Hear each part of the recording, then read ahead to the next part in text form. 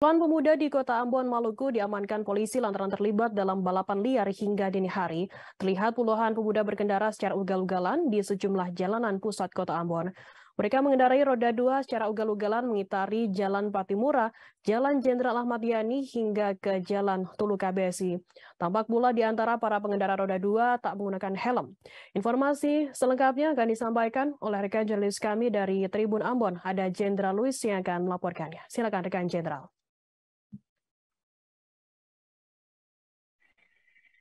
Ya, terima kasih rekan Firda. Sesuai dengan tadi disampaikan, itu benar adanya bahwa puluhan pemuda di Kota Ambon, Maluku diamankan oleh polisi. Mereka terlibat dalam balapan liar mulai dari malam ya hingga sampai ke subuh sekitar jam 3. Pantauan tribunambon.com Minggu 5 Februari 2023 itu sekitar pukul 1 dini hari.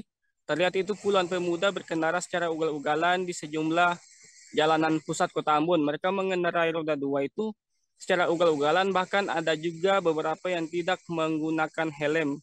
Mereka mengitari mulai dari Jalan Patimura menuju ke Jalan Ahmad Yani hingga ke Jalan Tulu Kabesi. Nampak pula di antara para pengendara itu ada juga wanita yang ikut juga dalam balapan liar tersebut.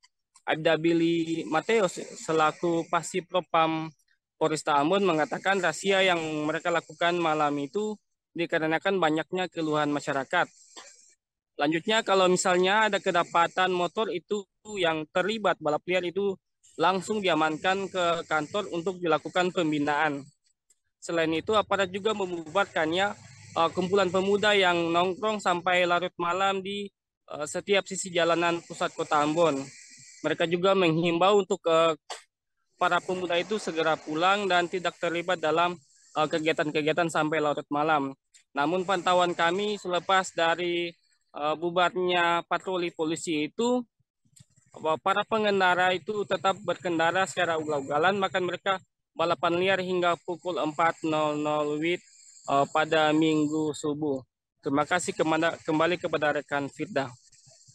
Baik, terima kasih rekan Jenderal Luis dari Tribun Ambon atas laporan Anda. Selamat bertugas kembali. Terima kasih sudah nonton. Jangan lupa like, subscribe, dan share ya.